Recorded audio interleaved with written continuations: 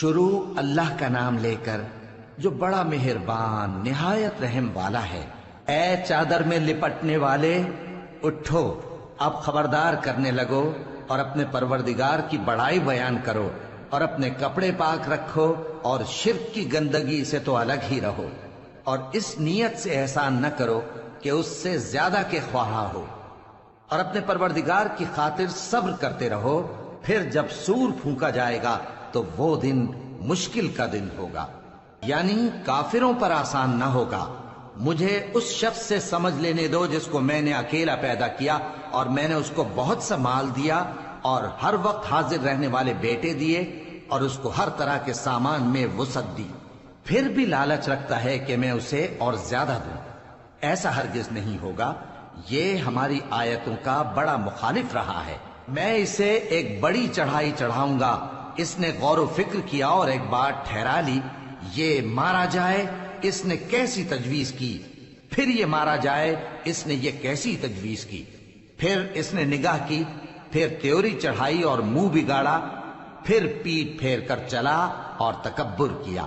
پھر کہنے لگا یہ تو جادو ہے جو پہلے لوگوں سے برابر ہوتا آیا ہے، پھر بولا یہ اللہ کا کلام نہیں بلکہ بشر کا کلام ہے، میں ان قریب اس کو سقر میں داخل کروں گا، اور تم کیا سمجھے کہ سقر کیا ہے؟ وہ ایسی آگ ہے کہ نہ باقی رکھے گی اور نہ چھوڑے گی،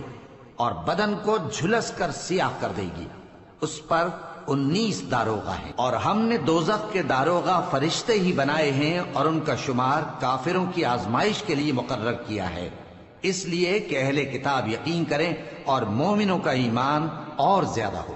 اور اہل کتاب اور مومن شک نہ لائیں، اور اس لیے کہ جن لوگوں کے دلوں میں نفاق کا روگ ہے اور جو کافر ہیں کہیں کہ اس مثال کے بیان کرنے سے اللہ کا مقصود کیا ہے۔ اسی طرح اللہ جس کو چاہتا ہے گمراہ رہنے دیتا ہے اور جس کو چاہتا ہے ہدایت دیتا ہے، اور تمہارے پروردگار کے لشکروں کو اس کے سوا کوئی نہیں جانتا، اور یہ قرآن تو بنی آدم کے لیے نصیحت ہے۔ ہاں ہاں، قسم ہے چاند کی اور رات کی جب رخصت ہونے لگے، اور صبح کی جب روشن ہو جائے، کہ وہ آگ ایک بہت بڑی آفت ہے،